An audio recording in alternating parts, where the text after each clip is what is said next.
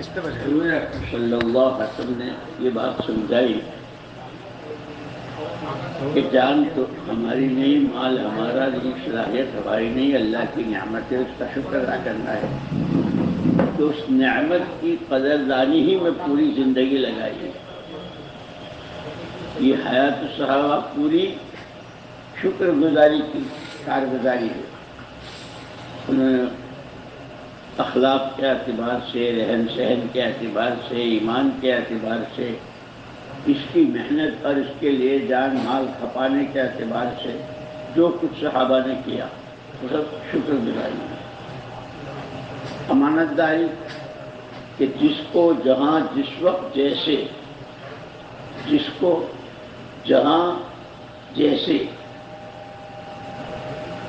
جو حکم ملا، جو تقاضا آیا، اس پر پورا تقاضا امانت داری کے ساتھ پورا کیا۔ ہمیں ان کی نقل اتارنی ہے۔ اسی لیے جانے والی جماعتوں کو کہتے ہیں کہ جماعت کا ایک ذمہ دار ہے اور باقی ساتھی اپنے ذمہ دار کے ساتھ جڑ کر دو طرح کے کام ہیں، اپنے اجتماعی اعمال ہیں، انفرادی روزانہ کی تسبیح، تلاوت، نماز، دعائیں، اپنے ذاتی گشتیں، تعلیم، گھر گھر کی ملاقاتیں، خصوصی گشتیں، ہر جگہ سے نفر جماعت نکالنے کی کوشش، یہ سارے اجتماعی عمل ہیں۔ اس کو پورے اہتمام کے ساتھ کرنا ہے۔ لیکن یہ وقت اتنا آپ انداز لگاؤ، اللہ کے دین کی محنت کے لیے جو وقت فارغ کیا جاتا ہے، اس کی ایک گھڑی شب قدر میں حرم پاک میں حجر اسود کے سامنے عبادت کرنے، جو ایک رات 1000 سال سے بہتر ہے، پوری رات، اس کی ایک گھڑی تو پورا گھنٹہ، 2 گھنٹے، 12 گھنٹے، جب ایک گھڑی کی قیمت ہے تو پورے 40 دن کی، 4 مہینے کی۔ اس کو ذہنوں میں رکھتے ہوئے ہمارا کوئی وقت ضائع نہ ہو، اعمال میں رہیں، یا انفرادی یا اجتماعی۔ ایسے ہی واپسی والے ماشاءاللہ خود کر کے آئے، اللہ تعالیٰ قبول فرماوے۔ سچی بات تو یہ ہے کہ ہم سے کسی چیز کا حق ادا نہیں ہوتا، یہ تو اس کا کرم ہے کہ ہم دوسرے کو اس میں اللہ پاک نے لگایا اور ہم چل رہے ہیں، اور لوگ ہمیں اسی نام سے پہچانتے ہیں، تبلیغ والے، جماعت والے، تبلیغ والے، جماعت والے۔ تو ہمیں اس نعمت کی قدر بھی کرنی ہے، امانت داری کے ساتھ اپنا وقت، واپسی میں جب واپس جاتے ہیں تو جن مسئلوں کو، جن قصوں کو ہم پیچھے چھوڑ کر گئے تھے، بیوی، بچے، کاروبار، نوکری، ملازمت، جو بھی تھا، اب وہ سارے اکٹھے ہو کر آتے ہیں، وہ ان کے اپنے تقاضے ہوتے ہیں۔ اس سب کے ہوتے ہوئے مقام پر ہم کو بتایا روزانہ، ہفتے واری، ماہانہ آنے والوں کا استقبال، ان کے ساتھ لگ کر کام کرنا، کرانا، یعنی یہ سارا مقام پر اگر اس کو کرتے رہے تو اس میں سب سے پہلا جو فائدہ ہوتا ہے وہ تو ہم کو ہماری ذات سے ہوتا ہے، جو نکلنے والے ہیں ان کو بھی، واپسی والوں کو بھی۔ ہمارے ایمان میں ترقی ہو، ہماری نمازوں میں خوش و خضوع آئے، ہمیں دعاؤں کا اہتمام ہو، اللہ سے تعلق بنے، آخرت کا فکر ہو، یہ سب سے پہلے اپنا۔ ہمارے مولانا انعام الحسن صاحب رحمۃ اللہ علیہ حضرت جی فرمایا کرتے تھے، شیطان بہت چالاک ہے۔ آدمی جب جماعت میں نکلتا ہے، فکر کرتا ہے، گشتے، تعلیم، نماز جب کرتا ہے تو لوگوں میں لگ کر کے اپنے کو بھول جاتا ہے۔ حالانکہ سب سے پہلے جب آدمی جماعت کے لیے تیار ہوتا ہے تو تو تین جو اس کی جماعت نے پہلے کر بھائی اپنی اصلاح کی نیت سے چلنا ہے. سب سے پہلے نیت عمل اور اس کا طریقہ، یہ تین چیزیں صحیح ہوں تو پھر مولوی یوسف صاحب رحمۃ اللہ علیہ فرماتے نیت صحیح ہو، عمل پورا ہو اور اس کا طریقہ بھی صحیح ہو. جیسے نماز کی نیت پہلے ہے، پھر نماز پڑھیں گے قیام، رکوع، سجدہ اور قاعدہ اخیرہ یہ پڑھا ہے.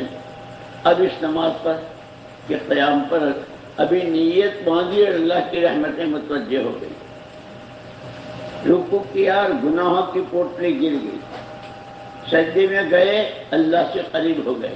فضائل میں ہے نا سارا.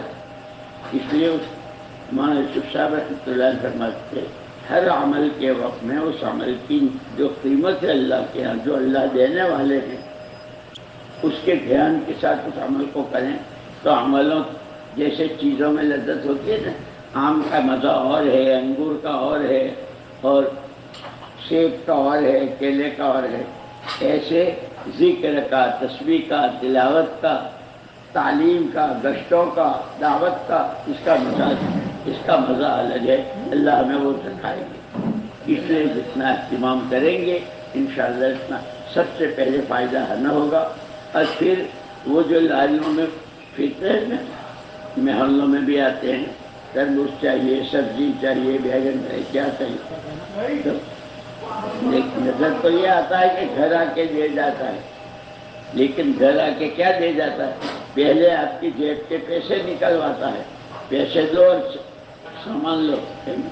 تو ایسے ہی ہم جو گشتیں کریں گے گاؤں گاؤں، شہر شہر اور ایک سے دوسری جگہ دیکھنے میں ہمارا ان کا بھی اور ہمارا بھی دونوں کا فائدہ ہے. اس سب کے نتیجے میں اصل ہمارے مولانا علی میاں صاحب رحمۃ اللہ علیہ فرماتے تھے کہ یہ کام کسی کا اپنا ذاتی نہیں ہے، تو نبیوں کا کام ہے، پیغمبر کا کام صلی اللہ علیہ وسلم. ہر کام اپنے مزاج سے ہوتا ہے. تو نبی کا مزاج یہ ہے کہ کام کرتے ہیں تین بنیادوں پر. اللہ کو راضی کرنا ہے، اپنی آخرت کرنی ہے، اور ہر ایک کا بھلا اس طرح چاہنا ہے ہر ایک نبی والی محنت پر آ جائے. امت کو وارث بنا کر کے گئے ہیں، ہے نہیں؟ تو ہر ایک یہ ماحول ایسا ہے کہ آدمی کو آخرت بھلانے والا، اللہ کو بھلانے والا اور چیزوں میں لگانے والا. اس لیے حضرت فرماتے ہیں بڑے حضرت اللہ کے غیر کا تعصب دل سے نکل جائے، چیزوں کے بجائے حضور والے اعمال کا شوق پیدا ہو جائے، اور دنیا کی یہ جو چمک دمک ہے اس کے بجائے نظریں ہماری آخرت میں جو اللہ کی طرف سے انعامات ملنے والے ہیں اس پر نظریں جم جائیں. یہ ہمیں کرنا ہے. جتنا کریں گے اس کا فائدہ ہمیں ہوگا. کریں گے نہیں سر؟ کریں گے سر؟ مانگو.